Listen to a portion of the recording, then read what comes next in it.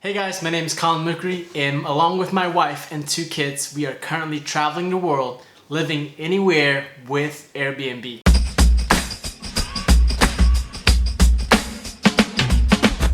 So I'm going to be breaking down Edinburgh, Scotland into 5 segments. Number 1, location, work friendliness, amenities, is it family friendly, and last but not least, do you need a car? I know what you're thinking, why is he not talking about money? People value different things, and what you value determines how you spend your money.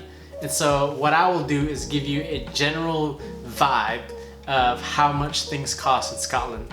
And I'll let you be the judge of that. Before I move on, if you want to follow along and know about all things traveling with 2 kids to see the world with Airbnb, hit the subscribe button or follow us on Instagram. Now, let's get to it. Number 1, location.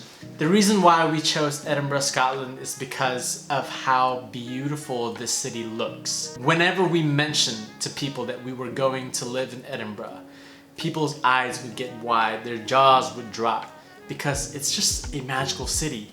If you're a Harry Potter fan, then this is your Disney World. It had all the amenities that we wanted. The city itself is gorgeous, and it's a great launch pad to visit Scotland.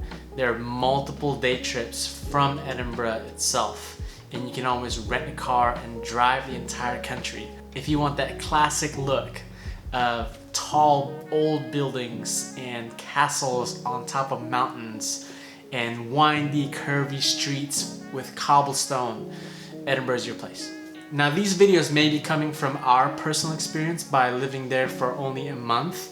But again, a month is a long time, but it's also not. So if you are a local and you know more than me, please feel free to comment below, correct me if I'm wrong. Number 2, is it work friendly? Absolutely. In my case, we chose an Airbnb that was in the Royal Mile. If you don't know what the Royal Mile is, it is basically the main tourist strip in Edinburgh. And that's where all the shops are, the souvenir shops are, the tourists are all there, the tours all start from there. So we were in the heart of the action. And it being the old city, the older part of Edinburgh, we were told by our Airbnb host that the Wi-Fi signal is not strong. But then I had no problem walking to the corner of the street where the Starbucks was on the Royal Mile, and I had decent Wi-Fi. So I was able to work even when my apartment did not have great Wi-Fi. There are tons of coffee shops nearby where it is just packed to the brim with people working and students writing papers. So it's absolutely work friendly. You can definitely get great coffee, so I wouldn't worry about that. Transportation, do you need a car? Yes and no. If you're gonna be in Edinburgh, you do not need a car. Guys, the bus system, the metro, the trams, the Ubers. The Ubers? Do you say that?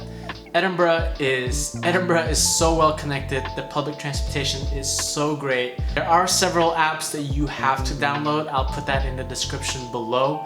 But with those apps, it'll take you a few minutes to learn it, and you can get to pretty much anywhere in Edinburgh for cheap, and you are good to go. So you do not need a car if you're gonna stay. Now, on the weekends, it's a little different. If you were staying in the city, that's fine.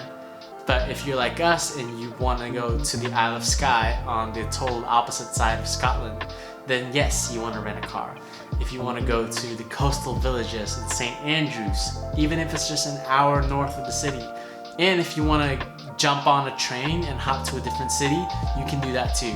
And I'll talk about that in the amenities section, which is actually the next one. So while we were there, we also took trips to Manchester and London. And the reason why we went to Manchester is because I went and saw a Man U game. Huge fan over here. Click that video below if you want to see my experience there. But we also went to London on the same week, And so, and had the most magical time there. We went to a restaurant in London that was part of Chef's Table on Netflix, and it was delicious. And if you're looking for a family-friendly city, look no further than London. We also went on a road trip to the Isle of Skye. We did the coastal villages up in St. Andrews. The restaurants of Edinburgh, oh my goodness. There are tons and tons of great food in Edinburgh. The zoo there is world class. You can't go wrong. And if you just want to drink at the oldest pub in the whole world, you can do that too. I don't think you need my help on this section. Next, family friendly. We lived in the Royal Mile, where it's probably not the most family friendly. The closest park was Princess Park, and it had a tiny playground, and you had the Edinburgh Castle right up top the hill. You can see it from there.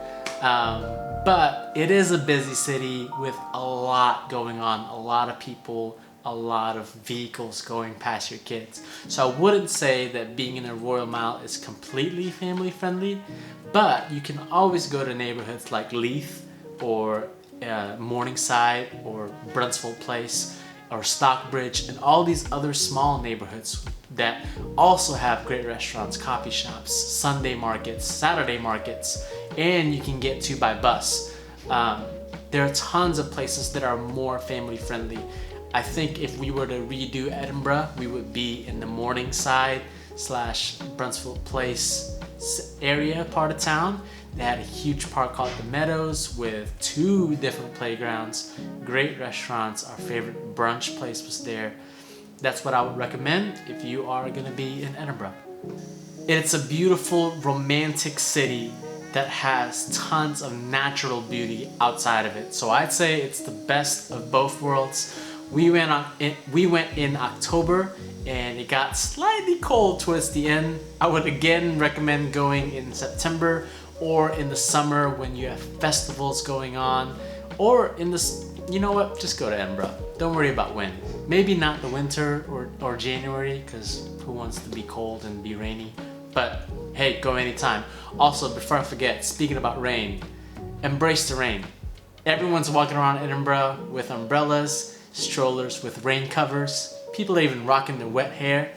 Just embrace it, go, enjoy the rain, be part of it, and live like a local. I hope you enjoy Edinburgh. Hope you like this video. Again, hit subscribe if you want to. Bye.